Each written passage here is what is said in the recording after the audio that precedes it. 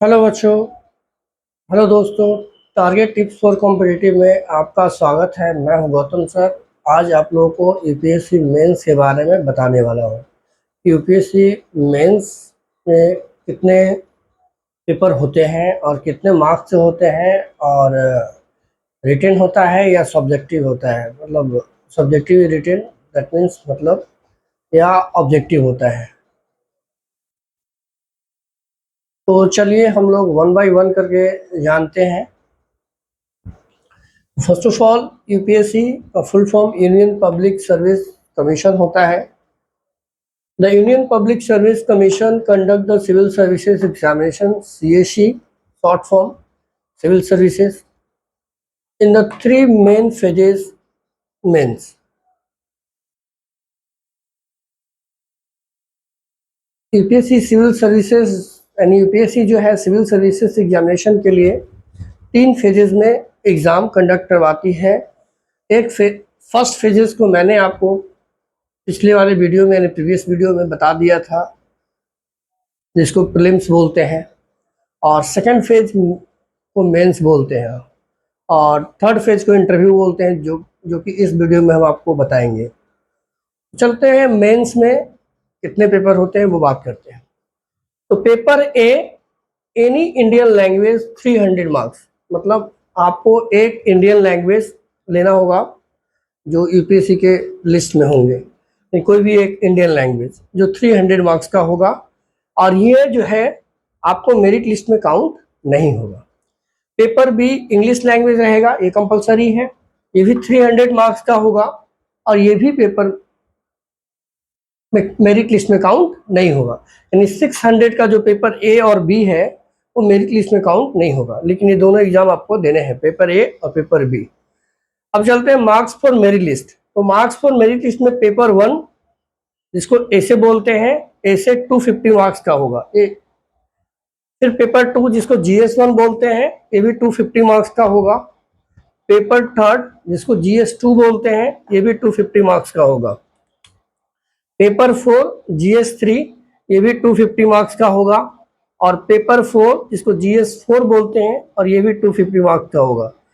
Paper 6 और paper 7 ये आपका ऑप्शनल सब्जेक्ट होगा, मतलब जो आप ऑप्शनल सब्जेक्ट लेंगे, जो भी चॉइस ही हो, ज्योग्राफी, हिस्ट्री, जो भी सब्जेक्ट आप लेंगे, तो पेपर 6 और पेपर 7 जो होगा आपका ऑप्शनल सब्जेक्ट होगा, और ये 500 मार्क्स का होगा।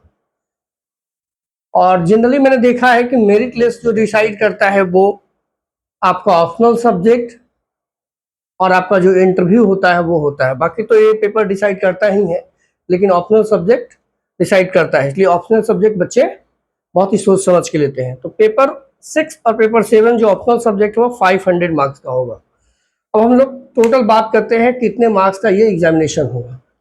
तो मैंने बोला कि एस से 250, GS1, GS2 250, GS3 250, GS4 250, यानी यहाँ से GS4 देखें तो ये 1000 मार्क्स का हो गया, और यहाँ ऑप्शनल सब्जेक्ट आप देखेंगे तो ये 500 का हो गया, और ये इससे 250 का, मतलब 1750 का जो आपका हो गया ये रिटेन टेस्ट। और ये मैं क्लियर कर दूं, ये रिटेन टेस्ट है, पिछले बार में मैंने आपको बताया ये रिटेन टेस्ट है। ये 750 जो हो गया आपका, 7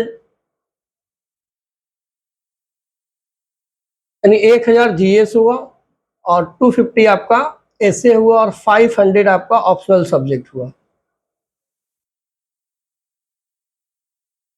यानी 1750, यानी 1750 यहाँ आपके ये GS4 और ऐसे को मिलकर और ऑप्शनल सब्जेक्ट को मिलकर हुआ, ये रिटेन टेस्ट हुआ। यानी 1750 का रिटेन टेस्ट आपको होगा, और 275 यानी 275 का आपका इंटरव्यू होगा।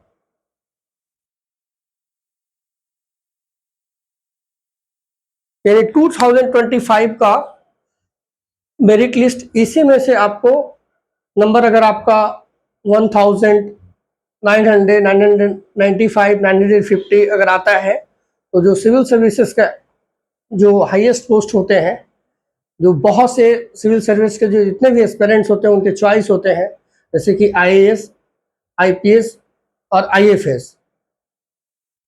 उसमें आपका सिलेक्शन हो सकता है। अगर इसमें आप 1000 1100 ऐसे करके मार्क्स लाते हैं तो आपका भी सिलेक्शन होगा।